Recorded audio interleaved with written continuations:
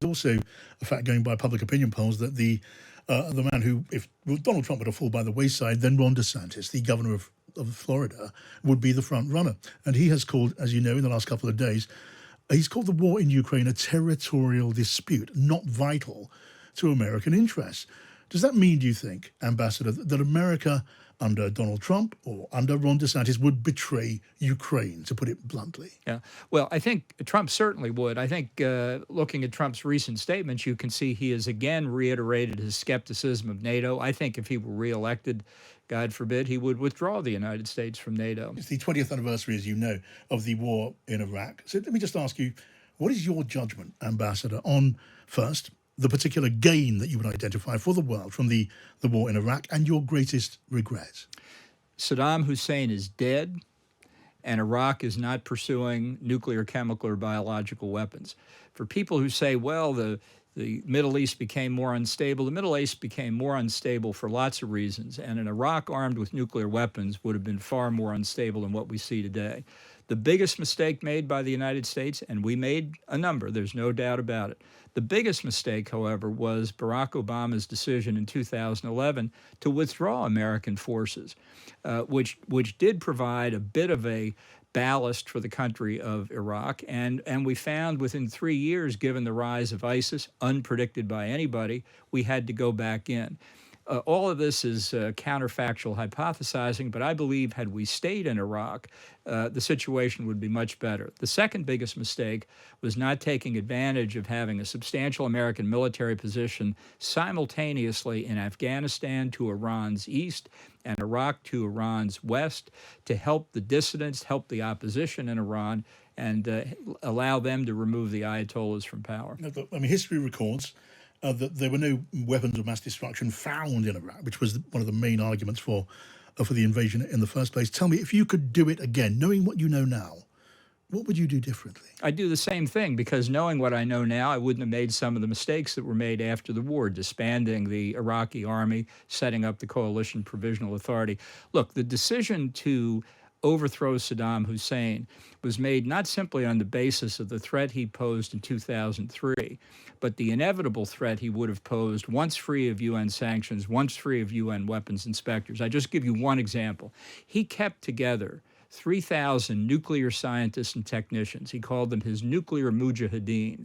And in 2003, while he didn't have any centrifuges spinning, in that group of 3,000 scientists and technicians, he had the intellectual capability and I think the clear intent to resume the pursuit of nuclear weapons. So a rethink about the aftermath, but as far as the invasion is concerned, no regrets. The world is much better off with Saddam Hussein gone. Which is the meeting in Moscow between the Chinese leader, President Xi, and Vladimir Putin. Tell me, what are your realistic hopes of that meeting? Well, the most realistic outcome is a further affirmation of just how close Russia and China have become in a partnership reminiscent of the Cold War axis between the Soviet Union and China, except with the roles reversed. China is the senior partner, Russia very much is the junior partner. Ostensibly, they're there to talk in part about a Chinese peace plan for Ukraine. It's a peace plan that will be presented as balanced, but it will be entirely skewed toward Russia if you look at the specifics.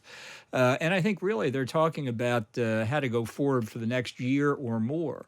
Will Russia sell more oil and gas to China? Will China find ways to supply components of weapons, even if not actual weapons, to Russia? How is this going to play out? What is their strategy going to be? What are China's plans for making trouble in its periphery in the Indo-Pacific that Russia can help out on? So from the West point of view, I don't see anything good that can come from this meeting. Yeah, I just wonder what the Western NATO can hope for from this meeting of these two leaders. Putin wants to be part of a new axis of influence, to use that phrase. China wants to be able to outface America and the West, and the potential is there for more tension and more confrontation. Well, I hope this is a wake-up call for many in the West, certainly for people in the United States, but many people in Europe who still think China is just a big market, that it's far away from Europe, it's not going to have much impact. I think the fact this demonstrates, if you look at a map, this huge territory of Russia and China, in effect, working together with a few outliers like Iran, North Korea, others more clandestine. clandestinely. This is a serious problem. And viewing relations with China as simply economic transactions was out of date before. It's clearly wrong now.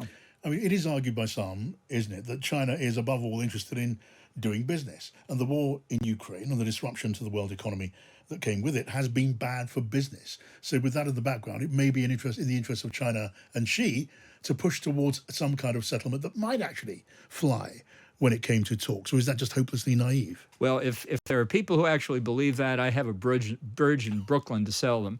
The Chinese are actually, I think, the world's big winners in the Ukraine war.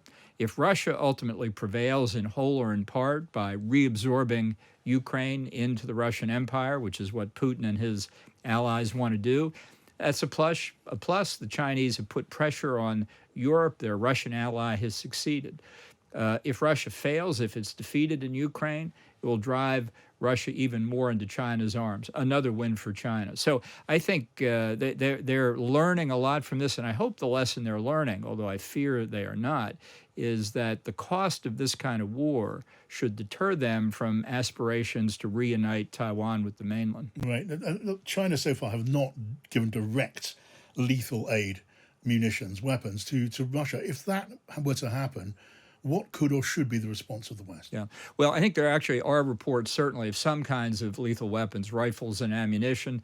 But I think this distinction, while it has acquired political significance, the difference between supplying lethal aid and non-lethal aid is basically irrelevant. When you supply any kind of aid, it's fungible for Russia with other resources. Simply transmitting money is a big plus for Russia. So I think China can have its cake and eat it too. As I say, if you say, okay, we're not going to supply any weapons to Russia, but we're just going to supply piece A and piece B and piece C, what's the difference? Was it a good move for the International Criminal Court to issue a warrant for the arrest of Vladimir Putin? Well, I think the International Criminal Court is fundamentally illegitimate. It's an agency of government stuck out there with no palpable constitutional control. I think it's a very dangerous institution because the prosecutor in particular is not controlled by anybody. I think this recent arrest warrant for Putin demonstrates the peril of a non-state actor accountable to no one, who has now interfered in our effort to bring this aggression to a halt. For those who want to see a diplomatic resolution in Ukraine, do you think this, in effect, indictment of Putin is going to make him more likely to negotiate or less likely? I should point out that the administration of which you were a part were very deeply skeptical about the International Criminal Court throughout. And I have written that my happiest hour in public life in America was in the George W. Bush administration when I signed the letter taking the U.S. signature off the Rome Statute, which created the court. Let me talk then briefly about your old boss, the Donald Trump, who says in the course of his build-up to running for the presidency that he would broker a peace in Ukraine in the space of 24 hours. What can he mean by that? Well, this is I think, unfortunately, typical of the way Trump views himself in the world.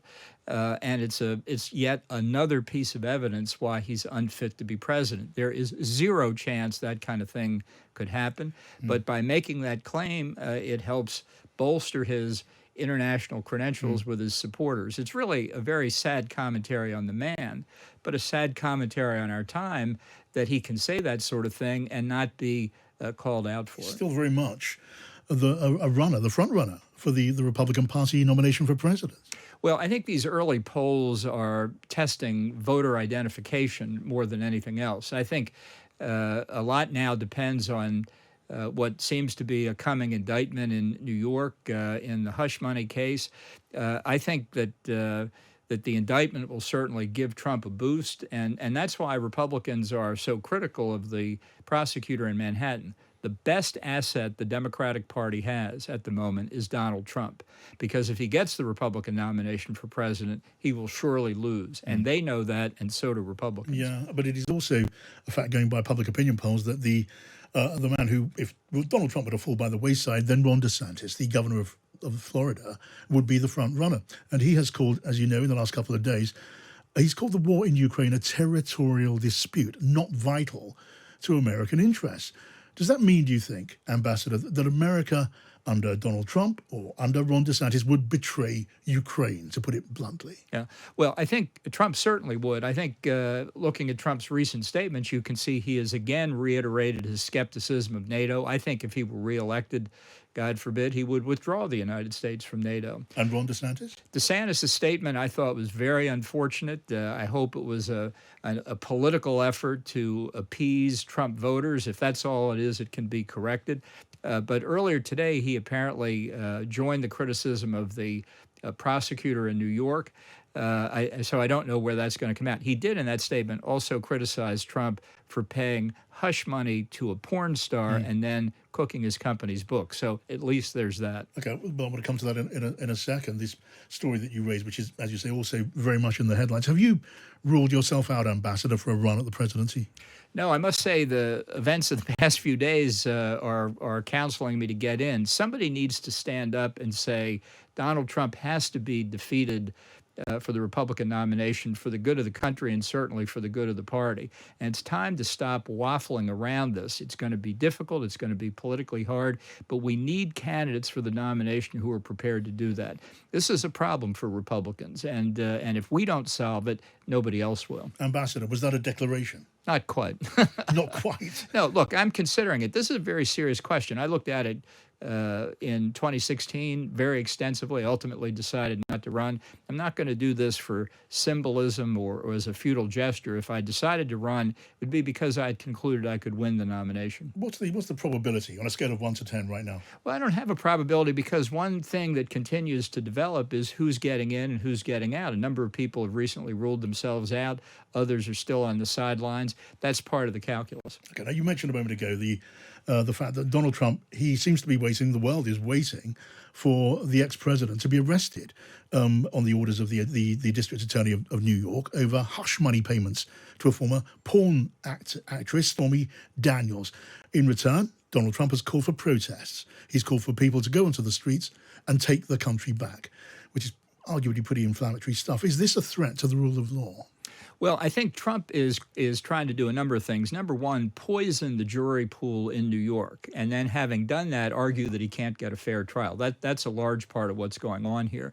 But I think this call for protest is really quite disturbing. I felt on January the 6th, which was one of the saddest days in American history, that Trump was making it up as he went along, which is what he typically does. His planning horizon is 2 or 3 hours on a good day. And I don't think, other than stopping the counting of the electoral votes, this was as well thought out as others do. Yeah. But he's been through it once now, and he's got advisors who have been through it. This time, I think it's much more calculated and more dangerous.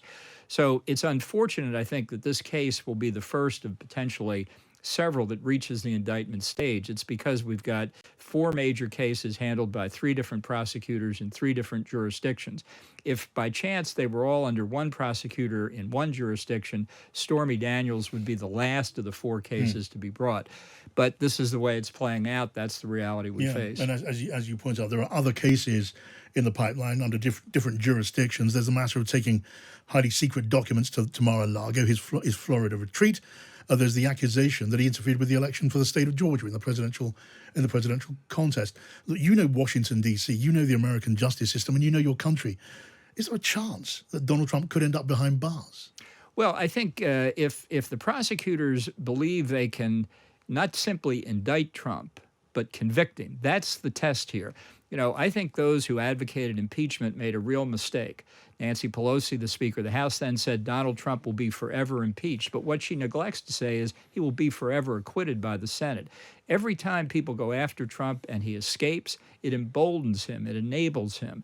So while I firmly believe in the rule of law, one law for everybody, the fact is the prosecutor in New York, the other prosecutors, better be very, very sure of their ability to get a conviction before they act, because the worst outcome, politically and for the country, is to indict Trump and then fail to convict.